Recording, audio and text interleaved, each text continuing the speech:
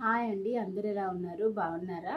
So last వీడియోలో నేను చెప్పాను కదా, లైక్ ఇట్లా పాపకి ఇట్లా సర్జరీ అయ్యింది, ఐ సర్జరీ అని. దాని గురించి డీటెయిల్ ఇన్ఫర్మేషన్ చేయడానికి నాకు ఇన్ని రోజులు టైం పట్టిందనమాట.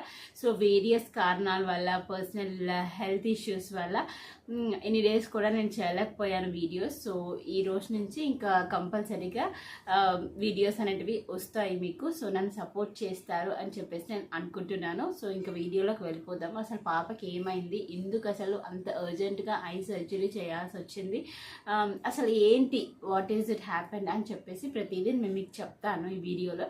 అండ్ దాంతోపాటు ఇలాంటి ఏవైనా సిమ్టమ్స్ నేను చెప్పినవి మీ పిల్లల్లో కనుక కనిపిస్తే కంపల్సరీగా మీరు వెళ్ళి చెక్ చేయించుకోండి. అండ్ ఇది ఒక ఇన్ఫర్మేటివ్ వీడియో అని చెప్పచ్చు. ఫస్ట్ ఏమైంది అని చెప్తాను. సో పుట్టినప్పటి నుండి తన ఐస్ అనేటివి నార్మల్గా చాలా బాగుండేవన్నమాట. నేను పర్సనల్గా 2 years ఉన్నప్పటి నుంచి నేను అబ్జర్వ్ చేసింది ఏంటంటే, ఒక ఐబాల్ అనేది అంటే ఇట్లా చూస్తున్నప్పుడు మనం 2 eyeballs ఒకటేలాగా కనిపిస్తాయి కదా. ఇప్పుడు నేను మీకు చూస్తున్నానంటే 2 eyeballs ఒకేలాగా కనిపిస్తున్నాయి. బట్ తనకేంటంటే ఇట్లా చూస్తున్నప్పుడు ఏంటంటే ఒక ఐబాలే తిరిగేది, ఇంకొక ఐబాల్ సైడ్కే ఉండిపోయేది అనమాట. అంటే తెలుగులో చెప్పాలి అంటే మెల్ల కన్ను అంటారు కదా, అలాంటిది అనమాట. ఓకే, ఇంగ్లీష్లో అయితే దాన్ని స్క్వింట్ అంటారు. సో నేను అది 2 years ఉన్నప్పుడు అబ్జర్వ్ చేశాను. ఒకసారి ఒక ఐకి చూసేదాన్ని, ఇంకొక ఐకి చూసేదాన్ని. అంటే తన ఐబాల్ మూవ్మెంట్ అనేది వెరీ స్లోగా ఉండేదన్నమాట. గానే చూస్తుంది, బట్ ఐబాల్ అనేది వెరీ స్లోగా టర్న్ చేస్తుంది అనమాట. సో సరిగ్గా పెట్టు అని అంటే అప్పుడు కొంచెం చూసేది. బట్ అంత అంటే కొంతమందికి చూడండి, లైక్ మొత్తం బాల్స్ అనేటివి సైడ్కే వెళ్ళిపోతాయి. నేను పిక్చర్స్ యాడ్ చేస్తాను. సో అలాగేమీ కాకుండా ఒక్కొక్కసారి అలాగా కనిపించేది. మేము అప్పుడు ఒక నార్మల్ ప్లేస్లో ఉండేవాళ్ళం, ఒక రూరల్ టైప్ ఆఫ్ ప్లేస్లోని. సో అంత హాస్పిటల్ ఫెసిలిటీస్ అంత సూపర్గా ఉండేవి, మల్టీ స్పెషాలిటీ హాస్పిటల్స్ అలాంటివి ఉండేవి కాదు. సో అక్కడున్న పాసిబిలిటీని బట్టి అక్కడున్న ఐ డాక్టర్కి చూపిస్తే ఇది నార్మలే, కొన్ని ఇయర్స్ వచ్చినాక అదే వాటంతట అవే సెట్ అయిపోతుంది అని చెప్పేసి అన్నాం. అందుకు మేము దాని గురించి పెద్దగా పట్టించుకోలేదన్నమాట. సో ఇయర్స్ పెరుగుతున్నాయి, లైక్ 1 year అట్లా అయిపోయింది. అయినా కూడాను నాకు ఇంకా ఎక్కువగా అయ్యింది అని నాకైతే అనిపించింది అనమాట. సో మదర్స్ మనం ఎప్పుడు కూడా వాళ్ళతోటి ఉంటాం కాబట్టి మానిటర్ చేస్తూ ఉంటాం, తెలుస్తుంది కదా మనకి బాగా. సో నేను అబ్జర్వ్ చేసిన ప్రకారంగా ముందు దానికంటే ఇప్పుడు ఇంకా ఎక్కువగా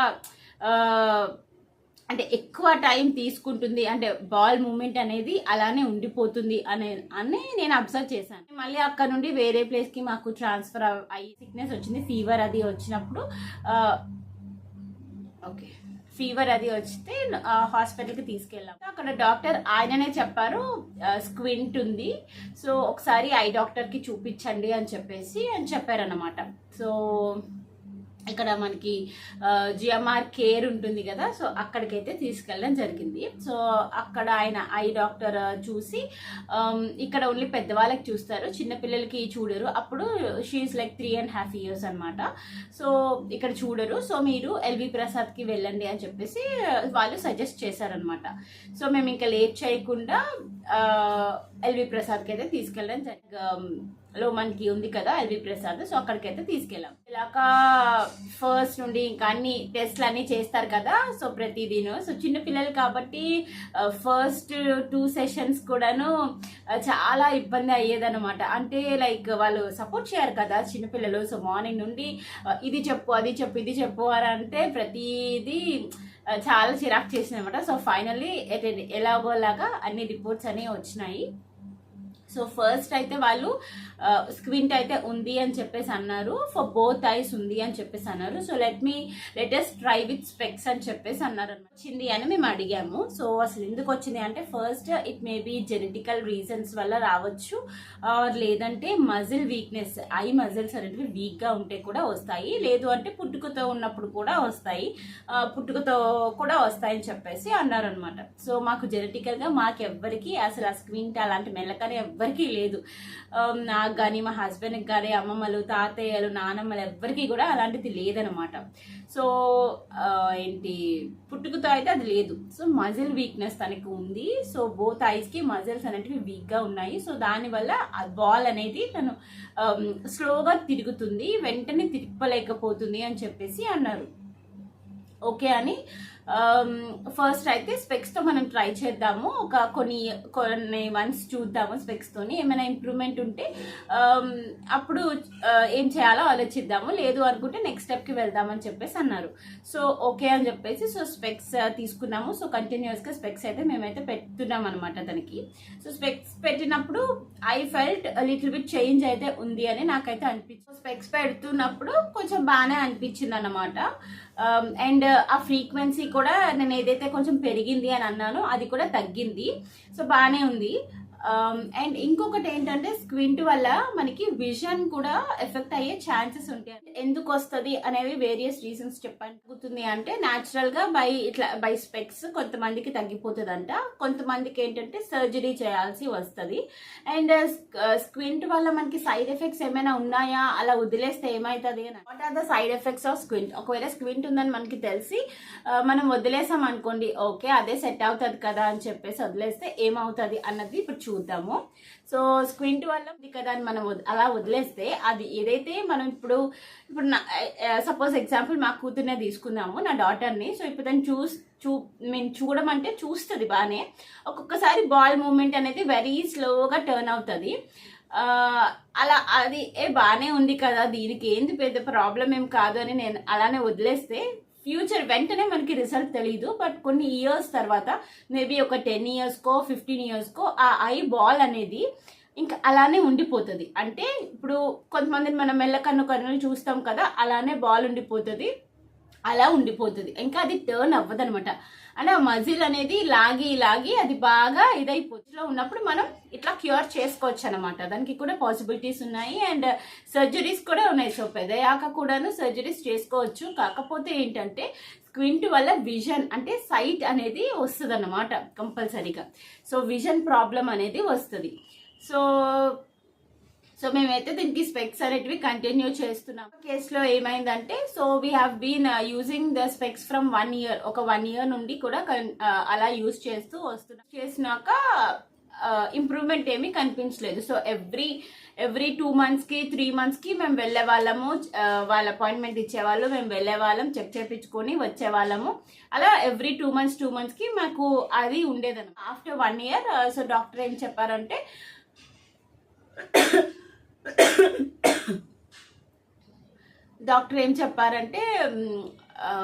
యూజ్ చేస్తుంది బాగానే అండ్ మధ్యలో ప్యాచింగ్ కూడా చెప్పారనమాట. సో మీకు చెప్పడం మర్చిపోయాను. So patching is like exercise for I అనమాట.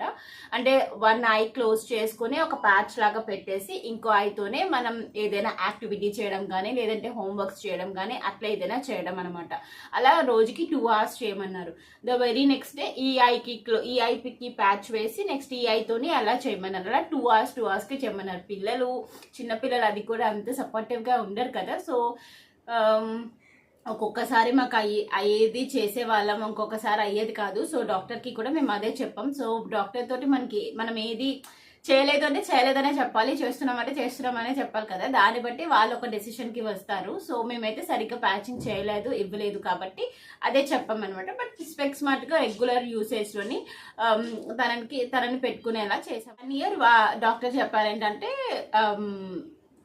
స్పెక్స్ యూజ్ చేయడం వల్ల ఏమీ పెద్ద చేంజ్ కనిపించలేదు అని చెప్పేసి అన్నారు. సో స్క్వింట్ అలానే ఉంది, సో పెద్దగా ఏమీ కనిపించలేదు change. So will go for the other step అని చెప్పేసి అన్నారు అనమాట.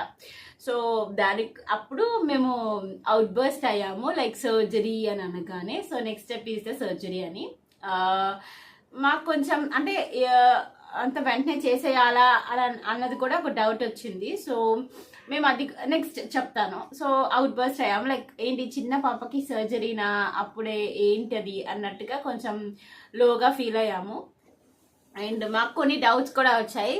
సో ఓకే, ఇప్పుడు మేము చేయించలేదే అనుకుంటే what are the next steps ఏంటి అంటే, ఇప్పుడు చేయించలేదు సపోజ్ అనుకుంటే ఏమైనా ప్రాబ్లం వస్తుందా ఫ్యూచర్లో కాకపోయినా అట్లీస్ట్ నెక్స్ట్ కమింగ్ ఇయర్స్లో ఏమైనా తన విజన్ ప్రాబ్లం వస్తుందా అని చెప్పేసి అడిగామన్నమాట. ఇప్పుడే చేసేయాలా ఏంటి అని చెప్పేసి. సో అలా అడిగినప్పుడు సో డాక్టర్ మాకు చెప్పిన ఆన్సర్ ఇప్పుడే చేసేయాలి అని చెప్పేసి అన్నారు. ఎందుకు అని కూడా చెప్పారనమాట. సో ఒకవేళ ఇన్ కేస్ ఇప్పుడు తనకి చాలా చిన్నగా ఫంక్షన్ ఈజ్ బెటర్ కదా అన్నట్టుగా, సో చిన్నగా ఉన్నప్పుడే మీరు దాన్ని క్యూర్ చేసేస్తే ఇట్స్ బెటర్. లేదు అనుకుని మీరు అలా ఇప్పుడు కాదులే తర్వాత పెద్దయ్యాక చూసుకుంటూ ఉంటే ఆ స్క్వింట్ ఇంకా ఎక్కువ అయిపోతుంది, మజిల్స్ అనేటివి ఇంకా రావన్నమాట. బాల్ మూమెంట్ అనేది జరగదు, అలానే ఉండిపోతుంది. సో ఇట్స్ బెటర్ ఇప్పుడే చేసేస్తే బెటర్. తను చిన్నగా ఉంది కాబట్టి తొందరగా అయిపోతుంది అని చెప్పేసి అన్నారు. సో ఓకే, మేము కొంచెం ధైర్యం తెచ్చుకొని ఓకే లెట్స్ డూ ఇట్ అన్నట్టుగా మేము అనుకున్నాం. సో మీ పిల్లల్లో కూడాను ఎప్పుడైనా ఆ బాల్ మూమెంట్ అనేది మీరు ఎప్పటికప్పుడు మనం చూస్తుంటాం కదా జనరల్గా. సో ఏమైనా చిన్న అబ్నార్మల్గా అనిపించినా వెంటనే లేట్ చేయకుండా వెళ్ళండి. సో అసలు నాకు అనిపించింది అంటే మేము ఎవ్రీ సెషన్కి వెళ్తున్నప్పుడు చిన్న పిల్లలు పుట్టిన బేబీస్ కూడా వచ్చేవాళ్ళు అనమాట హాస్పిటల్కి. నేను అనుకునేదాన్ని యాక్చువల్గా ఇట్లా వచ్చినప్పుడు ఏంటి మన ఫ్యామిలీలో ఎవ్వరికి రాలేదు, దీనికే ఎందుకు ఇలాగా ఏంటి అన్నట్టుగా మనకు వెంటనే ఒక లో స్టేట్కి వెళ్ళిపోతాం కదా. బట్ అలాంటి పిల్లల్ని చిన్న పిల్లల్ని చూసేసరికి అసలు ఇంతమంది పిల్లలు ఉన్నారా ఈ స్క్వింట్ ప్రాబ్లం తోటి అని నాకు అనిపించింది అనమాట. వేరియస్ పిల్లల్ని నేను చూశాను. కొంతమంది అయితే అసలు ఐ అనేది కాన్స్టెంట్గా ఉండట్లేదు, ఇలా తిరుగుతూనే ఉన్నాయి కొంతమంది పిల్లలకి. And the very shocking thing is మేము సర్జరీ రోజున మాకు ఒక డే ఇచ్చారు, May 23rd ఇచ్చారనమాట సర్జరీ డేట్. సో సర్జరీ రోజున అసలు ఎంతమంది అంటే ఆయన డాక్టర్ ఓన్లీ ఫ్రైడేస్ సర్జరీస్ చేస్తారనమాట. సో May 23rd మేము పెట్టుకున్నాము సర్జరీ డేట్.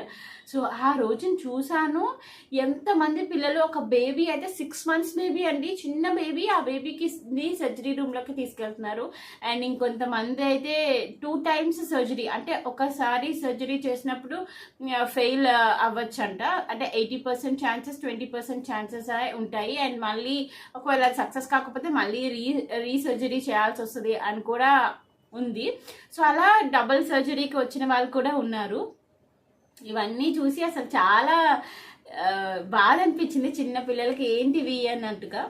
సో డాక్టర్ని కన్సల్ట్ అయ్యాక ఓకే మేము చేయించుకుంటాము అని ఫిక్స్ చేసుకున్నాక ఆయన చెప్పినప్పుడు 80% 20% ఇట్లానే చెప్పినప్పుడు చాలా ఏడుపు వచ్చేసింది అనమాట. అంటే సక్సెస్ రేట్ అనమాట, 80% సక్సెస్ రేట్ ఉంటుంది, 20% మేము చెప్పలేము, ఇఫ్ ఇన్ కేస్ అట్లా ఏమైనా జరిగితే మళ్ళీ చేయాల్సి వస్తుంది అన్నదైతే చెప్పారనమాట, ముందుగానే చెప్పేశారు. దానికి ఇంకా బాగా ఎమోషనల్ అయిపోయాం అనమాట. మళ్ళీ ఇది కూడా చేసేస్తే ఓకే అయిపోయింది అని కాకుండా మళ్ళీ ఇదొకట అన్నట్టుగా.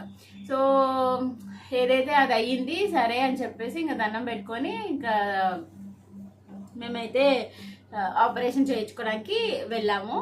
సో అండ్ అక్కడ నేను చూసాను అనమాట ఒక 2-3 పిల్లల్ని, లైక్ వాళ్ళు రీసర్జరీకి వచ్చారు. ఒక పాపకి అలానే షీస్ 5 years old, 1 eyeకి చేశారు అప్పుడు. బట్ అది అంతగా అవ్వలేదంటే, సో అందుకు మళ్ళీ ఆఫ్టర్ 6 months మళ్ళీ వచ్చారంట సర్జరీ కోసం. అక్కడ ఉన్న పేరెంట్స్ తోటి వాళ్ళతో మాట్లాడుతూ ఉంటే నాకు అనిపించింది అట్లా. సో ఫైనల్గా సర్జరీ అయితే అయింది and she's all doing good. And ఫైనల్గా ఇప్పుడైతే బాగుంది. డ్రాప్స్ ఇచ్చారనమాట. సో అప్పుడు అని మేము మీకు చూపిస్తాను కమింగ్ వీడియోస్లోని. అప్పుడు తన ఐస్ ఎట్లా ఉన్నాయి ఏంటి అనేది అదంతా కూడా మీకు చూపిస్తాను. About the squint surgery happen. Doctor దగ్గరికి ఈ మధ్యలోనే ఆల్మోస్ట్ ఒక 6 times అట్లా కన్సల్టేషన్ అంతా జరిగింది. అండ్ స్క్వింట్ అయితే బాగానే ఉంది, క్యూర్ అయిపోయింది, మంచిగానే ఉంది అని చెప్పేసి అన్నారు. బట్ స్పెక్స్ యూసేజ్ అనేది అయితే కంపల్సరీగా మ్యాండేటరీగా చేయాలి అని చెప్పేసి అన్నారు. ఎందుకంటే కొన్ని మంత్స్ వరకు డస్ట్ అదంతా పోకుండా ఉంటుంది కదా, డస్ట్ పడకుండా ఏదైతే తన ముందు వాడుతున్న స్పెక్స్ ఉన్నాయో సో అవైతే కంటిన్యూ చేయమని చెప్పేసి అన్నారనమాట. So this is all about this. ఈ పిల్లల్లోని ఏమైనా చిన్న బాల్ మూమెంట్ కానీ అట్లాంటిది ఏమైనా అబ్నార్మల్ గా కనిపిస్తే వెంటనే కన్సల్ట్. మేము సర్జరీ చేయించుకున్నప్పుడు అయితే పెద్ద పెద్ద వాళ్ళు కూడా వచ్చారనమాట. సో వాళ్ళు ఇప్పుడు చేస్తున్నారు. సో జాబ్ చేస్తున్నారు. ఇప్పుడు చేస్తున్నారా ఏమైంది అని కనుక్కుంటే చిన్నప్పుడే కనిపించింది, బట్ చిన్నదే కదా ఏం కాదులే అది అలా సెట్ అయిపోతుంది అన్నట్టుగా వదిలేశారంట. అలాగలాగా పెద్ద అవుతున్న కొద్దీ అది మొత్తం ఇట్లా పక్కకు ఉండిపోయిందంట. సో ఆబ్వియస్లీ ఇప్పుడు కొంచెం మ్యాచెస్ అవన్నీ చూస్తారు కాబట్టి ఇప్పుడైతే సర్జరీకి అయితే వచ్చారు. సో దీనివల్ల విజన్ కూడా బాగా తగ్గిపోయిందంట. సో ఇలాంటి వేరియస్ కాంప్లికేషన్స్ అన్నీ కూడా వస్తాయి. సో అందుకు చిన్నగా మైనర్గా ఉన్నప్పుడు మీరు సెట్ చేసేసుకుంటే better. So that is what I learned from this whole experience. Hope ఇది కొంతమందికైనా హెల్ప్ అయి ఉండొచ్చేమో. ఇంకేమైనా డౌట్స్ ఉంటే కనుక దీని మీదన you please let me know in the comment section. నాకు తెలిసినంత వరకు నేను క్లియర్ చేయడానికి ట్రై చేసి వీడియో హెల్ప్ఫుల్లా ఏమో నాకు తెలీదు. దిస్ ఇస్ మై బ్లెస్సింగ్స్ తోని అండ్ అలానే ఆ దేవుడి బ్లెస్సింగ్స్ వల్ల she's doing well. I hope ఈ వీడియో మీకు నచ్చింది అనుకుంటున్నాను. నచ్చితే కనుక లైక్ చేసి సబ్స్క్రైబ్ చేయడం అయితే అసలు మర్చిపోకండి. ఓకేనా? ఉంటారైతే bye, take care, keep smiling.